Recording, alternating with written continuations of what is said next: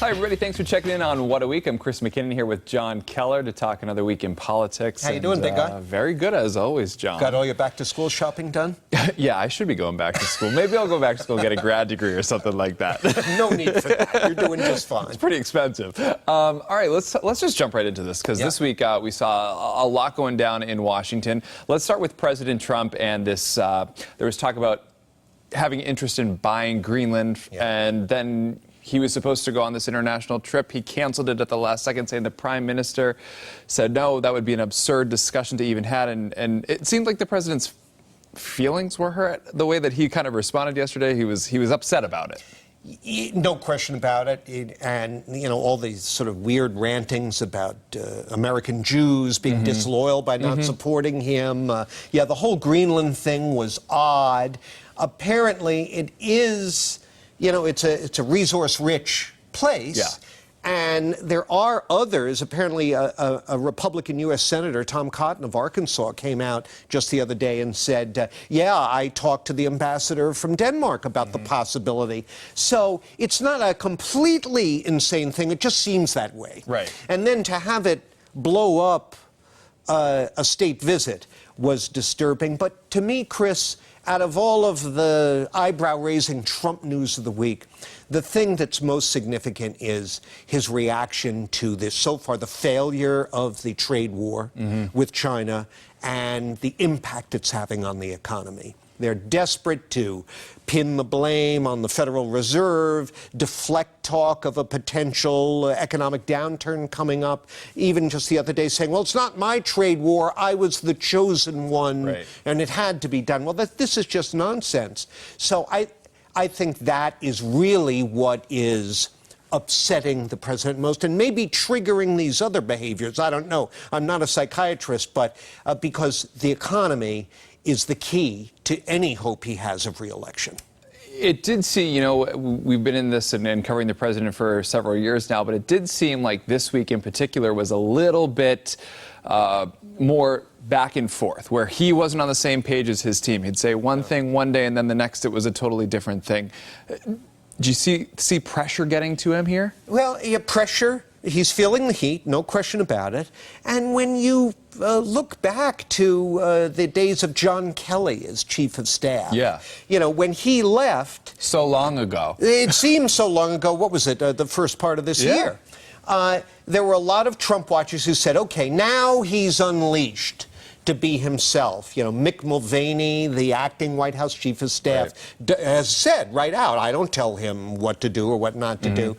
So, if you will, there's no adult supervision. It's just the president's id and ego running untrammeled, and I think that's what we're seeing right now. And there have been a couple of polls, the polls go up and down, a couple of polls just in the last few days, seeing a drop in his approval rating. I don't think the public likes what it's seeing. All right. Let's talk on the Democrat side of things, and we'll bring it here to Massachusetts. Ed Markey and Representative Joe Kennedy, you know, there's been this back and forth talk, maybe Kennedy's going to run against Markey, primary him, and Markey came out kind of swinging a little bit, and his staff even put out a couple tweets that maybe weren't the greatest things that were put out. A staff member retweeted a reference to mental health issues in the Kennedy family, then apologized, and Markey apologized. Look, first of all, it doesn't surprise me that Ed Markey came out swinging. He spent a lot of years trying to make it to where he is today. He's not going to roll over for Joe Kennedy or anybody else.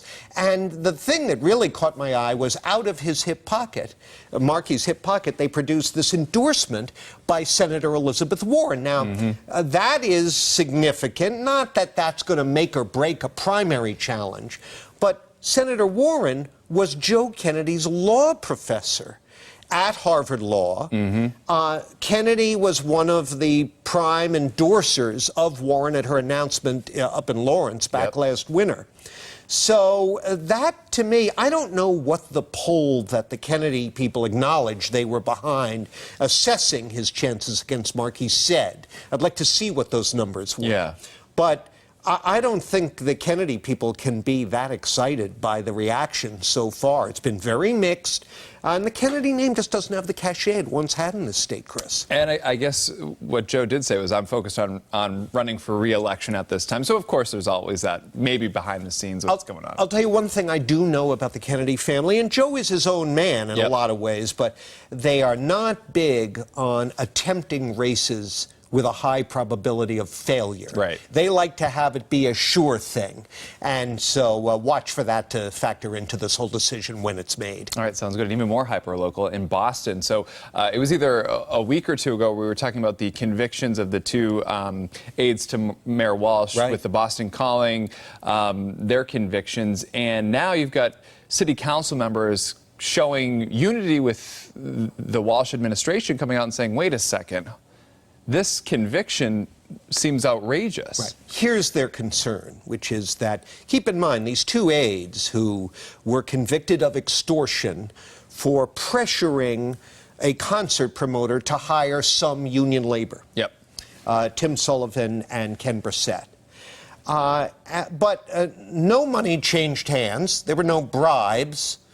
And in fact, you know, it has been city policy, not just under Mayor Walsh, to promote the interests of labor, of organized labor, and to, for instance, promote linkage, which is a process by which if you're a developer and you want to build a big apartment building in a Boston neighborhood, the city's going to say to you, okay, well, we'd also like you to build a park, and we want you to provide these public amenities. This has been standard operating procedure here and in other places. And what these councilors are saying is, wait a minute, you're criminalizing a whole potential realm of behavior that could bring city government, if not to a standstill, it put a real monkey wrench in the way things work around here.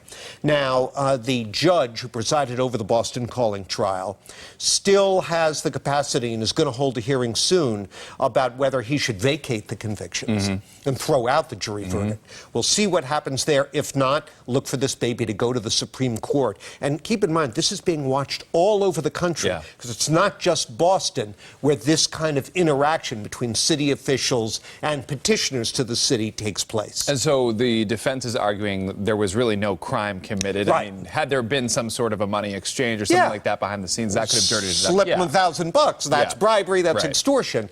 But that didn't happen here, and whoa, you're opening a can of worms. All right, so we'll watch that one closely, John. You bet. Thank you very much. Appreciate it. Good to see you. Have a great weekend. Thank you. You too. And you too. All right, and we'll see you next week for What a Week.